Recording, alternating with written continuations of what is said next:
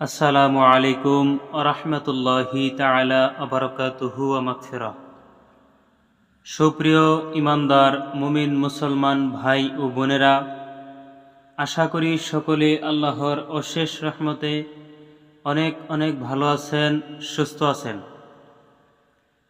আমি গত ভিডিওর মধ্যে যে বিষয় সম্পর্কে আলোচনা করেছিলাম সেই বিষয়টি হচ্ছে দুজখের দৃশ্য। আজ এই ভিডিওর মধ্যে যেই বিষয় সম্পর্কে আলোচনা করব বিষয়টি হচ্ছে দুজখের পরিচিতি, দুজখের পরিচয়। সকলেই মনোযোগ সহকারে ভিডিওটি শুরু থেকে শেষ পর্যন্ত দেখবেন এবং বেশি বেশি শেয়ার করবেন, যেন আপনার শেয়ারের মাধ্যমে অন্য আরেক মুসলিম ভাই বোন দেখতে পারে। চলুন আমরা বিলম্ব না করে মূল ভিডিও শুরু করি। সর্বপ্রথমেই বলে থাকি, আজকের বিষয় হচ্ছে দুজখের পরিচিতি।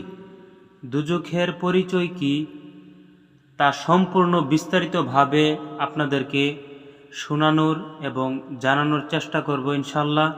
সকলেই মনোযোগ সহকারে শুনবেন। এক ব্যক্তি রসুল পাক সাল্লাল্লাহু আলাইহি ওয়াসাল্লামকে জিজ্ঞেস করলেন, ইয়া রাসূলুল্লাহ সাল্লাল্লাহু আলাইহি ওয়াসাল্লাম, দুজখের পরিচয় কি?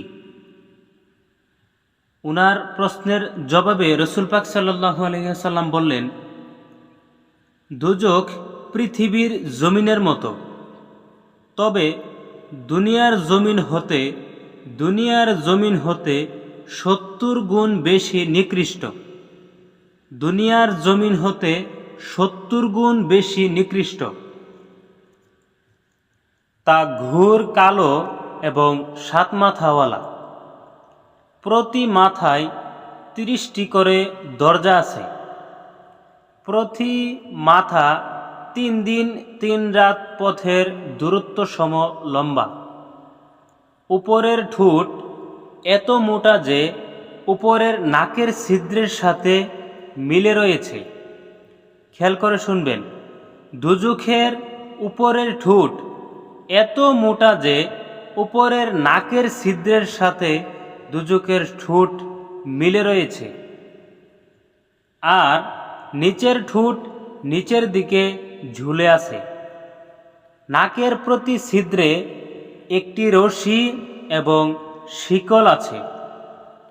তা 70 কঠোর স্বভাব তীক্ষ্ণ মেজাজের ফেরেশতাদের আওতায় রয়েছে। এই ফেরেশতাদের দাঁত মুখের বাহিরে বের হয়ে থাকবে। তাদের চোখ আগুনের মতো জ্বলতে থাকবে। তাদের গায়ের রং হবে আগুনের পাথরের মতো। তাদের নাকের ছিদ্র হতে ধোঁয়া এবং অগ্নিশিখা বের হতে থাকবে। যখনই মহান আল্লাহ পাক রব্বুল আলামিনের কোনো হুকুম হবে, তৎক্ষণাৎ তা কার্যকর করার জন্য এসব ফেরেশতা সর্বদা তৈরি থাকেন। আপনারা অনেকেই বলতে পারেন, এ সময় দুজখ কি করবে? তাহলে শুনে নিন, এ সময় দুজখ কি করবে। রাসূলুল্লাহ সাল্লাল্লাহু আলাইহি ওয়াসাল্লাম ইরশাদ করেন, এ সময় দুজখ আল্লাহর নিকট তাকে সেজদার অনুমতি চাইবে। আল্লাহ পাক অনুমতি দিবেন। তখন দুজখ সেজদা করবে। আল্লাহ যতক্ষণ চাইবেন ততক্ষণ দুজখ সেজদায় পড়ে থাকবে। অতঃপর তাকে মাথা উঠাবার আদেশ দেওয়া হবে। মাথা উঠাবে এবং বলবে, আমি সে আল্লাহর প্রশংসা স্তুতি করছি, যিনি আমাকে নাফরমানদের হতে বদলা গ্রহণের জন্য সৃষ্টি করেছেন, কিন্তু আমার থেকে বদলা গ্রহণকারী কোনো বস্তু আল্লাহ পাক সৃষ্টি করেননি। অতঃপর খুবই সহজ সাবলীল ভাষায় উচ্চ আওয়াজে বলবে, সর্বপ্রশংসা আল্লাহ পাকের। এরপর খুব বেশি জোরে চিৎকার করবে দুজখ। এ সময় আল্লাহর নৈকট্যপ্রাপ্ত যত ফেরেশতা, নবী রাসূল এবং অন্য লোকজন সেখানে দাঁড়ানো থাকবেন, সকলেই ভয়ে উপর হয়ে যাবেন। দোজখ আল্লাহর দরবারে দ্বিতীয়বার ফরিয়াদ করবে, যা শুনে সকলের চোখ হতে অশ্রু বের হতে থাকবে। এমনকি কারো কারো চোখে অশ্রু বাকি থাকবে না। এবার দোজখ আল্লাহর দরবারে তৃতীয় ফরিয়াদ জানাবে।